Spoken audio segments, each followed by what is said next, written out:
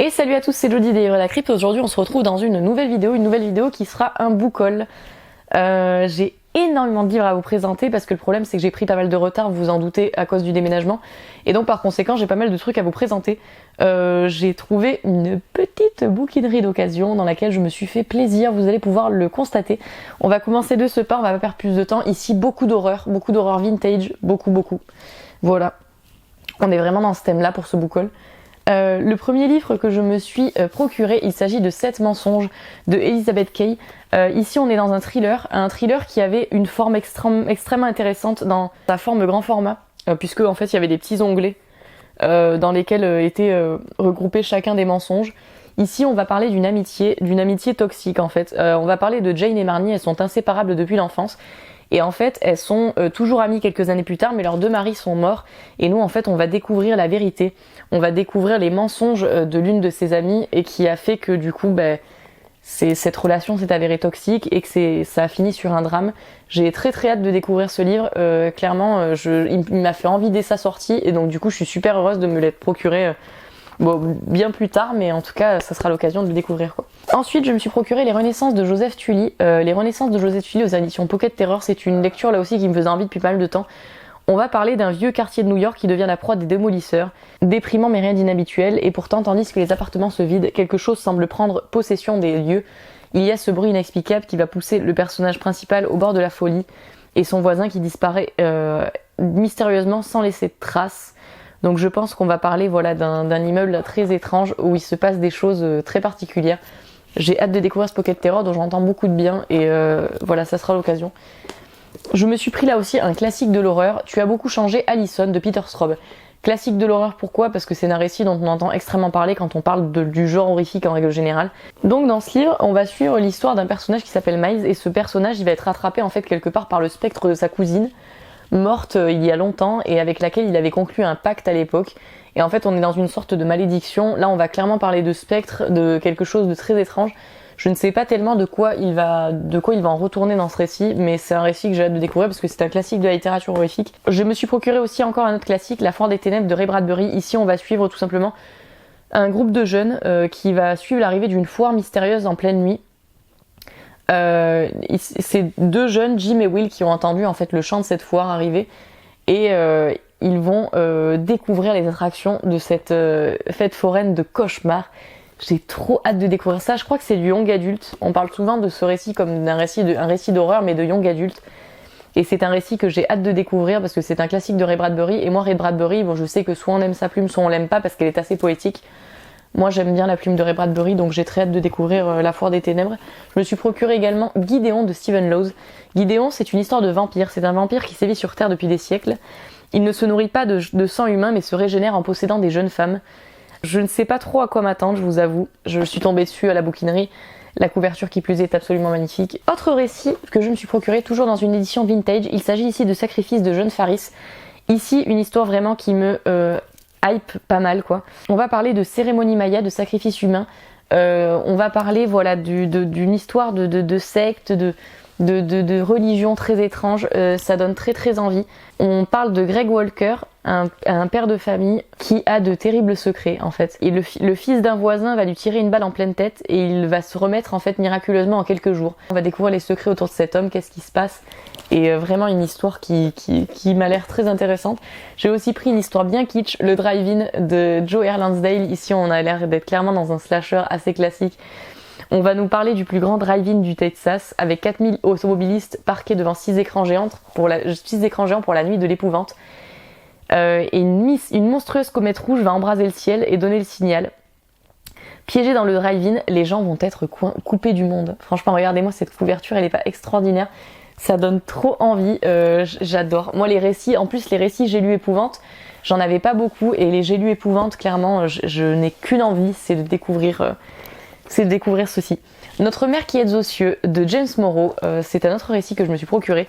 Ici, on va parler tout simplement d'une fille qui serait, du coup, là, on est dans un récit de science-fiction, hein, et en fait, on va découvrir qu'une jeune fille serait la fille de Dieu, et en fait, c'est un miracle, voilà, cette jeune fille représente en fait quelque part un miracle à elle seule, et donc du coup, on va suivre, les réactions vis-à-vis de ceci.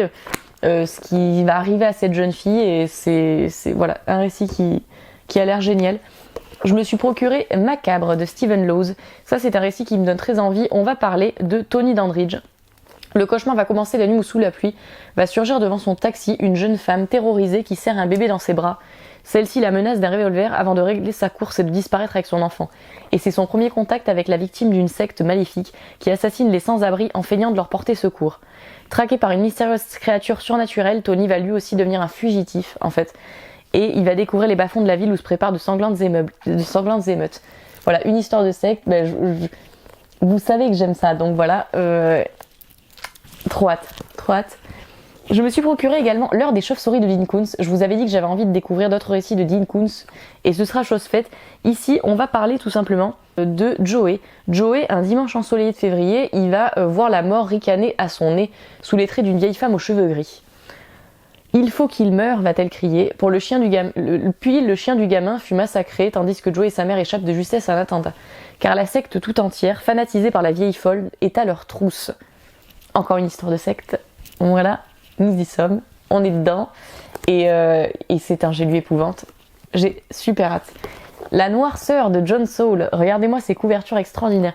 Nous allons parler d'une jeune femme qui, tout simplement, se retrouve avec son bébé en grand danger puisqu'il est traqué par un jeune homme qui s'appelle l'homme de l'ombre, et donc du coup voilà, on est dans un slasher, je pense, extrêmement sombre où une jeune femme va tout faire pour protéger son enfant. C'est un récit dont j'entends beaucoup de bien également, et c'est un John Saul. J'avais très envie de découvrir d'autres récits de John Saul. Je me suis procuré également le premier tome de Dom de Stephen King. Dom, voilà, c'est une histoire extrêmement connue qui a été adaptée en série, et qui me faisait très peur, parce qu'en fait j'ai très peur que ce soit un de ces Stephen King où il y a 4000 personnages. On verra bien. On va parler tout simplement de la petite ville de Chestermill dans le Maine, qui est inexplicablement et brutalement isolée du reste du monde par un champ de force invisible. Donc un dôme va être au-dessus de cette petite ville et va bloquer les habitants. Personne ne comprend ce qu'est ce dôme, d'où il vient et si il va disparaître un jour en fait. Et donc du coup on va suivre la panique de cette ville face à l'arrivée du coup de ce dôme étrange. Je n'ai pris que le premier tome, j'ai pas pris le deuxième parce que voilà. Parce qu'en fait je voulais attendre de savoir tout simplement si ça me plaisait avant de prendre le deuxième. Si j'aime pas le premier tome, je vais pas lire le deuxième. Donc du coup voilà, encore un Stephen King que je ne connais pas et que j'ai hâte de découvrir, puisque le thème en tout cas me fait très envie. J'ai juste peur que ça me perde un peu avec trop de personnages, mais le thème me fait très envie. Je me suis procuré également Le Guetteur de Charles MacLean. Le Guetteur, tout simplement, on va parler de Martin Grégory. Il se souvient pas d'avoir commis une atroce sauvagerie, mais il a aucun doute sur le fait que c'est lui qui l'a fait. Et il se demande s'il est victime d'un dédoublement de la personnalité. Est-ce qu'il y avait d'autres choses aussi qu'il avait faites qu'il a complètement oublié de sa mémoire en fait. Et il accepte de se soumettre à une analyse qui petit à petit va faire ressurgir des souvenirs troublants qui ne peuvent être les siens, des souvenirs remontant à plusieurs siècles, des souvenirs de l'époque où il était le guetteur. Voilà, moi ça me donne très envie, la couverture est absolument magnifique, qui plus est. Un pocket terreur que j'ai grave envie de découvrir quoi. Autre livre que je me suis procuré, il s'agit de Magie de la terreur de Peter Straub. J'ai envie de découvrir les récits de Peter Straub puisque c'est quand même un écrivain majeur dans le courant horrifique. Ici, on est tout simplement dans un recueil de nouvelles de Peter Straub. Quoi de plus rassurant qu'une maîtresse d'école, quand en plus celle-ci est célibataire, on se dit qu'elle ne peut pas être mauvaise, alors pourquoi change-t-elle de lycée chaque fois qu'un élève meurt? Quoi de plus banal qu'un homme qui veut se débarrasser de sa femme, quand en plus il fait appel à 2 tueurs professionnels, on se dit qu'il ne peut pas échouer? Mais quand les tueurs commencent par chambouler la vie de celui qui les a engagés, on commence à douter. Quoi de plus triste qu'un enfant qui a perdu sa mère et qui grandit sans elle en égorgeant des chats? Bref, on est clairement dans un récit d'horreur complètement barré, et moi j'aime beaucoup les recueils de nouvelles en plus. Donc voilà, hâte de découvrir ce que Peter Straub a fait en termes de nouvelles. Je me suis procuré Désirs inavouables de Ramsey Campbell. Vous savez que j'avais très envie de découvrir les récits de Ramsey Campbell. Ici, on va parler de David et Joël qui vont faire un week-end en amoureux au Pays de Galles après leurs 10 ans de mariage. C'est une occasion de se retrouver et pour l'homme aussi de retrouver ses racines. La petite bourgade où ils vont atterrir, elle est charmante, c'est une vraie caresse. Ils vont faire des promenades au bord de la mer qui vont les mener dans un village abandonné. Au loin, une île minuscule, apparemment déserte, sur laquelle en fait la femme va croire apercevoir quelqu'un qui leur fait signe, qui les appelle à l'aide. Et ils vont se retrouver sur cette île mystérieuse où ils vont découvrir une vieille femme, Gwendolyn, qui est une lointaine cousine de cet homme. Est-ce le hasard qui les a conduits jusqu'à elle, ou la fatalité et l'horreur? Ça donne trop envie, ça donne trop envie. Et les récits de Ramsey Campbell, moi j'ai très envie de les découvrir parce que c'est clairement un auteur extrêmement prolifique de la littérature d'horreur. Quelles magnifiques éditions, franchement quelles magnifiques éditions, et qui ne m'ont rien coûté en plus, donc vraiment extraordinaire. Autre classique de l'horreur que je me suis procuré, il s'agit de Le Ver de Stephen Lawes. Le Ver, ici là aussi, on est plus ou moins dans un slasher. On va nous parler du coup d'une créature qui s'appelle le Ver, voilà, et qui va traquer tout simplement les habitants d'une ville. Michael, le personnage principal, va savoir évidemment immédiatement que ça va bientôt être l'horreur absolue en voyant les victimes peu à peu de cette créature. Donc voilà, clairement on est dans un slasher avec une créature sauvage qui va du coup s'attaquer aux habitants d'une petite contrée. Ça me donne très envie. C'est une lecture qui, je pense, sera divertissante et agréable. Je me suis procuré Les Aventures de John Silent de Algernon Blackwood. Ça a l'air super, je ne connaissais pas du tout et je l'ai découvert du coup aux éditions Terre de Brume assez récemment. On est d'après ce qu'on nous dit, dans un Sherlock Holmes au service du surnaturel. Donc on est dans un Sherlock Holmes du surnaturel. Moi j'aime beaucoup cette ambiance, voilà, quand c'est dans le fantastique, ça a l'air juste génial. Et en fait, on va le voir lutter contre des esprits maléfiques qui hantent une antique demeure. Il va combattre la malédiction vengeresse d'une momie d'Égypte. Il va recueillir le témoignage d'un homme qui a été confronté à une terrible tradition de sabbat de sorcière, ou encore il va sauver de la folie et de la mort une victime de lycanthropie. Ça a l'air absolument génial, franchement. J'adore, j'ai trop hâte. C'est une nouveauté que j'ai découvert il y a pas longtemps et du coup j'ai pas pu m'empêcher de me la procurer. Ça a l'air juste génial. Autre récit que je me suis procuré, Sacrifice aztèque de Graham Watkins. Ça a l'air juste trop bien. En fait, on va parler d'Eliot. Eliot, sa vie, elle va basculer le jour où il va découvrir la photo d'une femme absolument somptueuse dans son grenier. Cette jeune femme, elle s'appelle Nikki. Elle est magnifique, elle est indienne, elle est juste merveilleuse, avec de beaux cheveux noirs et tout. Et en gros, il va commencer à avoir une obsession pour cette femme, ce jeune homme, à partir du moment où il va voir sa photo. Et il va découvrir en fait qu'elle existe vraiment puisqu'il va la voir dans la journée. Seulement, ce jeune homme, il va pas trop savoir si c'est vrai parce que il est souvent sous drogue, il prend beaucoup de LSD, voilà, beaucoup de drogue en tout genre, quoi. Et en fait, il va pas savoir si vraiment cette jeune femme est là ou si c'est une hallucination. Et en fait, il va se rendre compte qu'il est peut-être face à une jeune femme, voilà, qui serait surnaturelle, une jeune femme qui a des pouvoirs juste extraordinaires. Donc clairement, j'ai hâte de découvrir ça. Moi, c'est une histoire qui me fait très envie. Donc on verra bien ce que ça donne, mais ça a l'air génial. Autre lecture que je me suis procurée dernièrement, il s'agit de Appelle-moi Tempter, Appelle-moi Tempter, de Nancy A. Collins. Ça aussi, j'en ai entendu beaucoup parler et clairement, ça me donne très envie. La couverture est juste extraordinaire là aussi. On va nous parler on se trouve en Nouvelle-Orléans et on va nous parler de Adam Rossiter. Adam Rossiter, c'est un prodige du rock en fait. Il a tout essayé pour pimenter sa vie, les gourous, les drogues, voilà, la sexualité. Il lui reste qu'une seule expérience à tenter, c'est le vaudou. Et donc du coup, il va être initié par un musicien. Il va être sceptique et dès le lendemain, il va obtenir son premier engagement depuis des années. Donc il va avoir quelques essais du coup dans un club très privé. Et il va faire son premier pas dans l'horreur absolue. Dans un grimoire vaudou, il va trouver un diagramme fascinant. Et dans les limbes, un démon va s'éveiller. Voilà, sur le thème du vaudou, là aussi un thème que je trouve très intéressant, qui me donne très envie. Ça a l'air juste génial. Autre J'ai lu épouvante, Carillon de Gary Brandner. Là aussi, un J'ai lu épouvante qui a l'air juste super.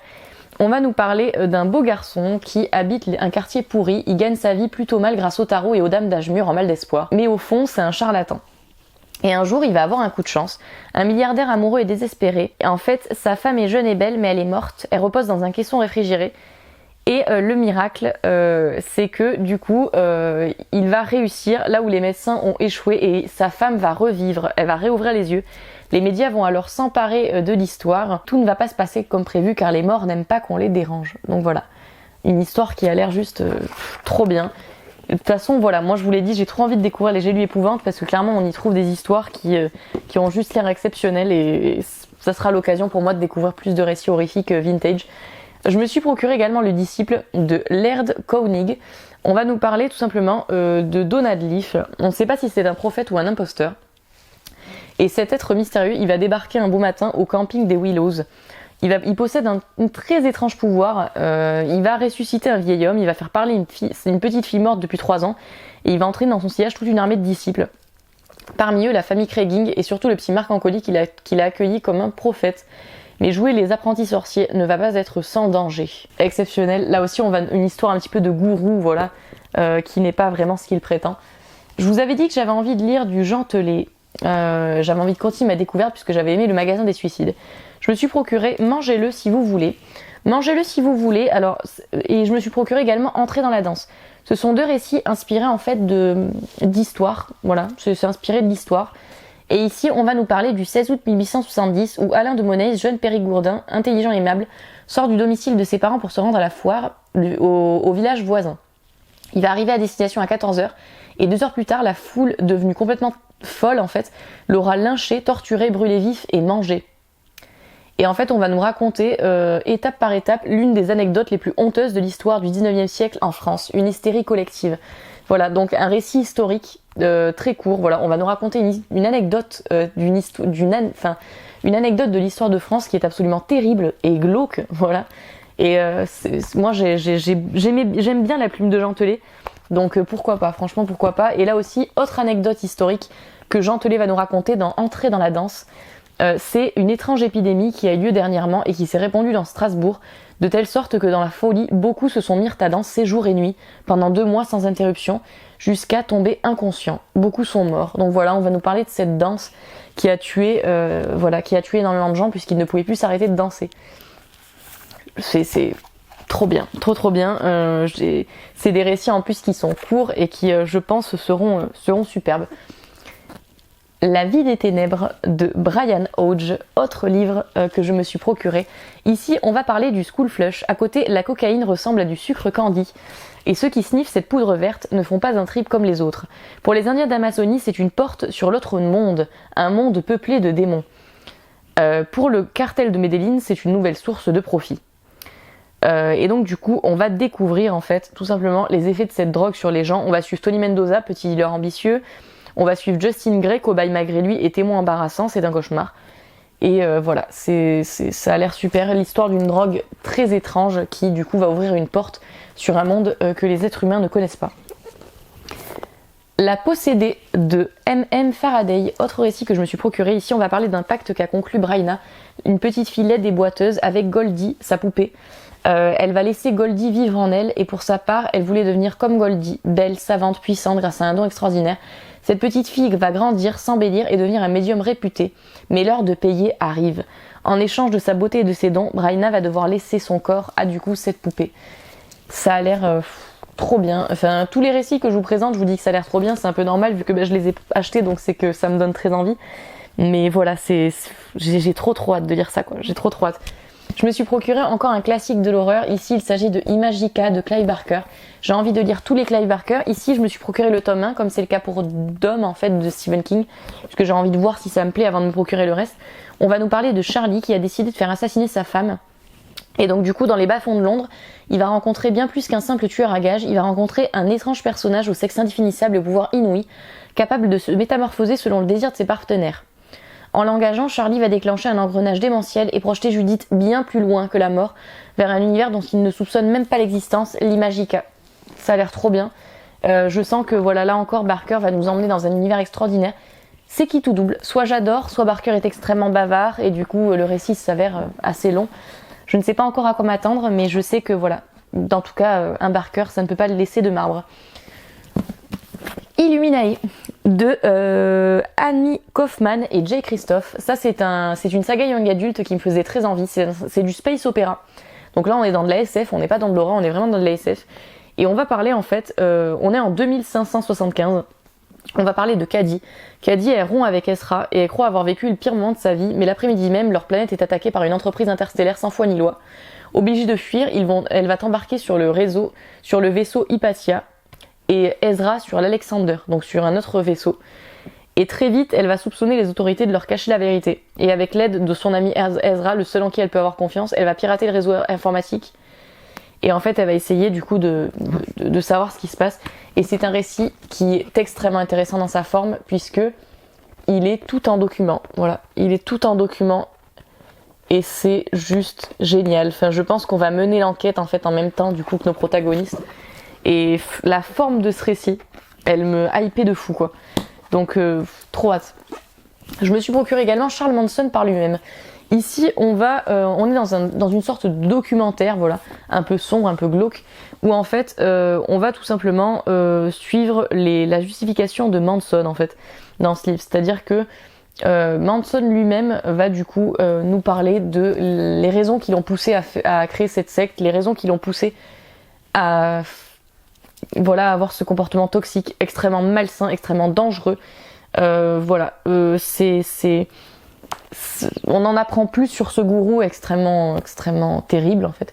Et je ne sais pas du tout à quoi m'attendre. Je sais simplement que voilà, on a des propos recueillis du coup de Charles Manson lui-même dans ce livre. Et je ne sais pas du tout à quoi m'attendre. En tout cas, ça sera intéressant, j'en suis sûre. Vous savez à quel point j'ai aimé la Divine Comédie de Dante, en particulier l'Enfer et le Purgatoire. Et en fait, j'avais une autre édition que j'ai revendue sur Vinted puisque c'était une édition assez classique. Et c'était une édition en poésie. Ici, je me suis procuré une autre édition, une édition illustrée en fait. Voilà, une édition illustrée par Gustave Doré en fait. Donc on a toutes les illustrations de Gustave Doré dans ce récit, de la Divine Comédie. Et ici aussi, on a une traduction différente, puisque en fait, on est dans une traduction en prose, quoi. Vraiment, voilà, comme vous pouvez le constater, on n'est pas du tout dans de la poésie. C'est une traduction en prose du récit de Dante, que du coup, qui me permettra du coup de faire une relecture en fait de ce récit, mais dans une toute autre ambiance. Donc voilà, j'étais très heureuse de trouver cette petite édition qui restera dans ma bibliothèque pour sûr. Autre livre que j'ai à vous présenter, il s'agit de l'Alliance de la brebis de Gabrielle Lavallée. Lecture que je suis en train de faire actuellement. On va suivre l'histoire d'une jeune femme qui s'appelle du coup Gabrielle, puisque nous sommes dans un témoignage, et qui va rencontrer un homme qui s'appelle Roche Thériault. Cet homme en fait, il va s'avérer être un énorme gourou en fait. Et cette jeune femme va être la victime du coup d'une secte en fait. Et elle va raconter en fait le récit de ses 12 années dans cette secte, avec cet homme. Je ne sais pas du tout à quoi m'attendre, en tout cas j'en suis au début, en fait j'en suis au moment de sa rencontre avec cet homme, qui déjà s'avère extrêmement manipulateur. Et je suis dans la lecture du coup de ce témoignage d'une secte. Ça a l'air très intéressant, je vous en dirai des nouvelles. Je lis également en ce moment Le Passeur de Christopher Golden, une acquisition faite récemment, qui ici va nous raconter en fait l'histoire de Janine qui quitte son ami David pour épouser un amour de jeunesse. Un mari qui va se révéler psychotique, elle va faire une grossesse imprévue, un accouchement catastrophique où elle va perdre son enfant et frôler la mort. Mais en fait, alors qu'elle frôle la mort, elle va faire un rêve un peu étrange où en fait elle va traverser une sorte de rivière sous un ciel constellé d'étoiles pourpres. Et en fait, Charon, le nocher des enfers, était venu à sa rencontre pour la conduire de l'autre côté du Styx. Et quand elle va se réveiller et refuser de le suivre, en fait, ce passeur ne va pas accepter le rejet des règles et il va du coup la traquer dans le monde réel. Un récit qui a l'air extrêmement intéressant sur le thème de l'enfer, qui me hype beaucoup. Et donc du coup, je le commence aussi, donc trop hâte. Vous savez à quel point j'ai adoré le premier récit de Donatarte que j'avais fait, Le Maître des Illusions. Donc je me suis procuré le Chardonneret. Le Chardonneret, c'est un récit très différent. On va nous parler de Théo Decker, 13 ans, qui s'est retrouvé en possession d'un chef-d'œuvre et d'un tableau de maître de l'art flamand. Et en fait, il va avoir ce hasard qui, 8 ans après ce jour, va l'obséder en fait, toujours autant en fait. Et il va donc du coup faire une épopée à travers les salons huppés de Manhattan, au bas-fond mafieux d'Amsterdam ou de Las Vegas. Et on va suivre une effroyable descente aux enfers de ce personnage en fait. Je ne sais pas du tout à quoi m'attendre, je sais juste que j'ai adoré Le Maître des Illusions et que du coup j'ai très hâte de lire le Chardonneret. Même si c'est un sacré pavasse et que je pense que ça va me demander pas mal d'investissement. Ensuite, je remercie infiniment les éditions Albin Michel Imaginaire qui m'ont du coup envoyé Afterland de Lauren Bucks. C'est un récit qui me faisait extrêmement envie, j'étais très contente de voir qu'il était traduit en français. On va nous parler, on est dans une dystopie en fait, où plus de 99,9% des hommes sont morts. Et on va suivre en fait une jeune femme qui a un fils qui a 12 ans. Et ce fils en fait c'est un des rares hommes du coup encore en vie. Et sa mère va essayer de le protéger en fait. Parce que dans ce monde évidemment les seuls hommes encore restants sont des esclaves. Esclaves sexuels ou esclaves tout court. Et donc du coup en fait on va suivre cette mère qui essaie de protéger son fils dans un monde de dystopie absolue où les hommes sont inexistants. très très hâte de lire ça. Voilà, ça a l'air top, donc j'ai trop hâte. Je me suis procuré un Joyce Carol Oates, donc je me suis procuré Man Crazy. Dans Man Crazy, on va parler d'une jeune fille qui, du coup, adorait son père, un pilote marqué par les horreurs de la guerre du Vietnam. Ingrid ne l'a pourtant connu qu'au cours d'apparitions fulgurantes juste au jour où il s'est enfui. Elle va être élevée par une mère jeune et ravissante, éprise de son mari, mais qui, parce qu'elle vit seule dans un monde d'hommes, n'existe que par leur regard, leur admiration. Et donc, du coup, elle va prendre une succession d'amants. Meurtrie par ses années d'enfance, vécue dans un monde vibrant de violence, perdue comme sa mère, Ingrid devient une adolescente affamée d'affection et d'amour, persuadée d'être méprisable en dépit ou à cause de sa beauté. Elle va jusqu'au bout de la haine de soi. Elle se donne à qui la trouve désirable, se mutile, se drogue, finit par tomber entre les mains du gourou d'une secte satanique qui lui fait connaître l'ignominie à l'état pur. C'est à deux doigts de la mort qu'elle trouvera au fond d'elle-même le désir de vivre et d'aimer différemment. Donc je pense qu'en fait on va suivre une jeune fille dans une descente aux enfers et voilà, une jeune fille qui, alors qu'elle atteint les bas-fonds de cette descente aux enfers, va retrouver le goût à la vie. Je ne sais pas trop à quoi m'attendre, mais je sais que j'ai envie de découvrir plus de la plume de Joyce Carol Oates, qui vraiment fait des récits singuliers. Dernière acquisition que j'ai à vous montrer, il s'agit du coup du tome 2 de The Hunt of Fear. J'ai envie de tous me les procurer, et je me les procurerai tous. Ici, il s'agit de comics des années 50, donc de comics d'horreur des années 50, qui sont vraiment extraordinaires, dans lequel à chaque fois, voilà, un conteur va du coup nous présenter l'histoire d'horreur qui du coup va nous être montrée. Ici bien souvent des histoires de karma où les méchants sont punis, ou bien tout simplement des récits assez fatalistes, des dessins que je trouve absolument merveilleux et vraiment des comics que j'ai hâte de découvrir. Vous connaissez ma passion pour ces vieux comics d'horreur. J'en ai terminé avec ce book haul, j'espère que cela vous aura plu, c'était assez long je dois l'admettre, il y avait beaucoup de choses à vous présenter. J'espère que ça vous aura plu, si vous en connaissez certains n'hésitez pas à me le dire, ça m'intéresse en tout cas de savoir du coup ce que vous en avez pensé. Je vous remercie d'avoir regardé cette vidéo, je vous fais de gros bisous et je vous dis à très vite pour une prochaine vidéo.